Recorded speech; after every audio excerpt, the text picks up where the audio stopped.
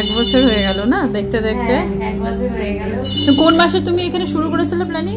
আমি শুরু করেছিলাম তোমার প্রথমে একবার এসেছিলাম না আমরা, তখন তাও 3 বছর। তো তারপরে গিয়ে লাস্টে গিয়ে স্টার্ট করলে? লাস্টে গিয়ে স্টার্ট করলাম। তো যাই হোক তাড়াতাড়ি সবকিছু হয়ে গেছে।